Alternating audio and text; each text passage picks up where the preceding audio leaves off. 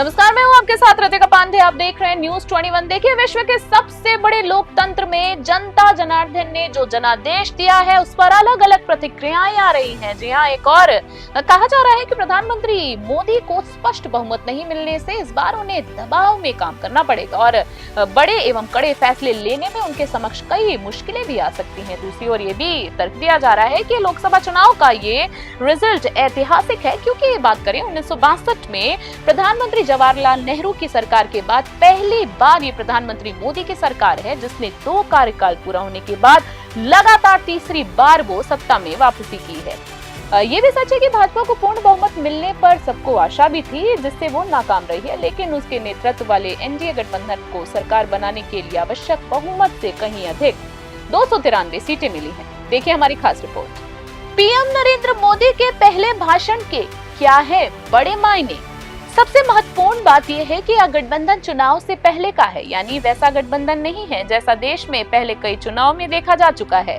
जब चुनाव परिणाम आने के बाद गठबंधन बने, ऐसे में ये तो स्पष्ट था कि प्रधानमंत्री मोदी के नेतृत्व वाले इस गठबंधन की सरकार के स्थायित्व को कोई दिक्कत नहीं है। फिर भी सवाल उठ रहा है कि क्या प्रधानमंत्री मोदी को सरकार चलाने के लिए नीतियों और कार्यक्रमों पर समझौता करना पड़ेगा, जैसा उनके पिछले 2 कार्यकालों में कभी नहीं दिखा है। इन बदली हुई राजनीतिक परिस्थितियों में प्रधानमंत्री मोदी के 3rd टर्म की सरकार क्या कमजोर सरकार साबित होगी? इन सवालों का जवाब आपको प्रधानमंत्री मोदी के पहले भाषण में मिलेगा, जो उन्होंने चुनाव परिणाम के आने के बाद दिल्ली में भाजपा मुख्यालय में दिया है।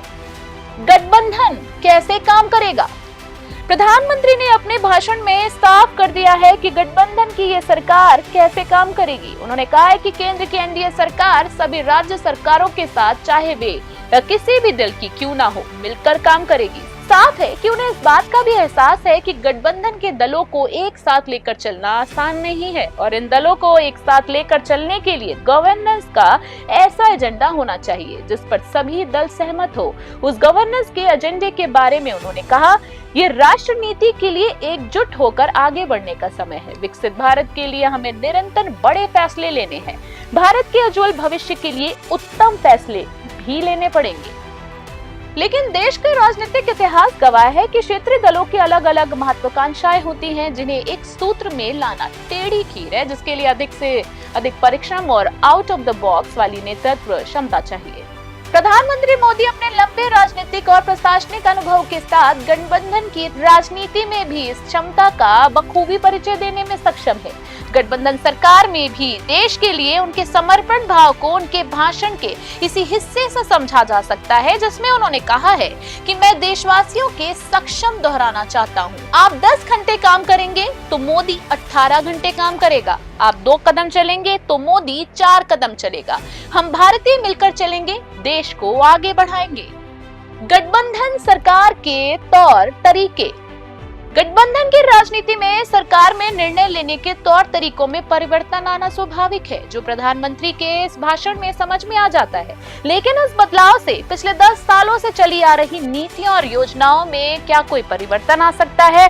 इसको लेकर उठ रही आकांक्षाओं पर उन्होंने कहा कि आने वाले समय ग्रीन एरा, हरित युग का है। आज भी हमारी सरकार की नीति प्रगति, प्रकृति और संस्कृति के समागम है। हम ग्रीन इंडस्ट्रियलाइजेशन पर निवेश बढ़ाएंगे। ग्रीन एनर्जी हो या ग्रीन मोबिलिटी, हम भारत को सबसे आगे ले जाएंगे। भारत को दुनिया की तीसरी बड़ी इकोनॉमी बनाने के लिए एनडीए सरकार की पूरी शक्ति काम करेगी। गठबंधन सरकार का एजेंडा। इस चुनाव में नौकरी और रोजगार का एक बड़ा मुद्दा बनाने की कोशिश की गई, लेकिन प्रधानमंत्री मोदी के भाषण को देखें तो विकसित भारत के संकल्प की सिद्धि की दिशा में उन्होंने इस ओर भी अपनी प्रतिबद्धता दोहराई है। प्रधानमंत्री मोदी ने भाषण में कहा है, हम अपने युवाओं को शिक्षा, रोजगार, स्वरोजगार और हर क्षेत्र में सशक्त करते रहेंगे। किसानों के लिए बीज से बाजार तक आधुनिक नीतियों को बनाने का काम और प्राथमिकताओं पर होगा। दलहन से लेकर खाद तेल तक हम हमारे किसानों को हर क्षेत्र में आत्मनिर्भर बनाने के लिए काम करते रहेंगे। लेकिन देश में रोजगार और स्वरोजगार तभी पैदा होंगे जब भारत दुनिया का मैन्युफैक्चरिंग हब बने, और इसके लिए आवश्यक है कि वैश्विक कंपनियां बड़े पैमाने पर निवेश करें। तो ये तो सवाल उठना स्वाभाविक है कि गठबंधन की सरकार के दौर में वैश्विक कंपनियां भारत में निवेश करेंगी या नहीं।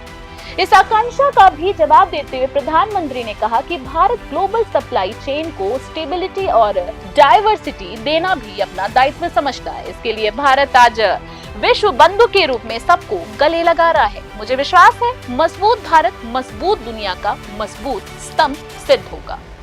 गठबंधन सरकार का मतलब मजबूत लोकतंत्र। इस चुनाव के दौरान भारत की लोकतांत्रिक व्यवस्था और प्रक्रिया पर इंडी गठबंधन और उसके वैश्विक इकोसिस्टम ने न सिर्फ जमकर सवाल उठाया बल्कि उसे बदनाम भी किया है। लेकिन चुनाव परिणामों ने जिस तरह से चुनाव आयोग और भारत की लोकतांत्रिक व्यवस्थाओं की निष्पक्षता को साबित किया, उस पर विपक्ष ने किसी भी नेता ने एक भी बयान नहीं दिया है। इंडी गठबंधन के किसी भी नेता ने चुनाव आयोग को शाबाशी नहीं, लेकिन प्रधानमंत्री ने इस भाषण में साफ कर दिया कि भारत का लोकतंत्र कितना मजबूत है और निष्पक्ष है। उन्होंने कहा, मैं आज देश के चुनाव आयोग का भी अभिनंदन करूंगा। चुनाव आयोग ने दुनिया का सबसे बड़ा चुनाव इतनी कुशलता के साथ संपन्न कराया। करीब 100 करोड़ मतदाता, 11 लाख पोलिंग स्टेशन, 1.5 करोड़ मतदान कर्मी, 55 लाख वोटिंग मशीनें और हर कर्मचारी ने इतनी प्रचंड गर्मी में अपना दायित्व बखूबी निभाया है। उन्होंने आगे कहा कि चुनाव के इस पूरे सिस्टम और चुनाव प्रक्रिया की क्रेडिबिलिटी पर हर भारतीय को गर्व है।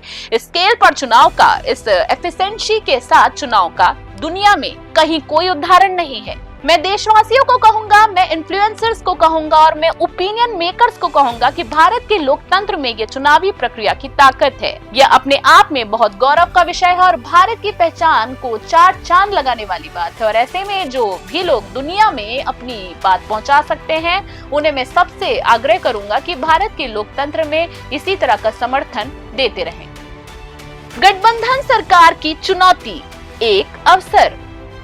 18वीं लोकसभा में गठबंधन सरकार चलाने की जो चुनौती देश की जनता ने प्रधानमंत्री मोदी के सामने रखी है, उसे लेकर सवाल इसलिए भी खड़े किए जा रहे हैं क्योंकि 23 साल से लगातार सरकार चलाने के दौरान ये पहला मौका है जब नरेंद्र मोदी ऐसी भाजपा का नेतृत्व कर रहे हैं जिसके पास पूर्ण बहुमत नहीं है। लेकिन नरेंद्र मोदी पर 2024 में भी ये सवाल उठाया गया था कि एक मुख्यमंत्री कैसे प्रधानमंत्री बनने पर देश को विदेश नीति और आर्थिक नीति को दिशा देगा, जिसके पास देश चलाने का कोई अनुभव नहीं है।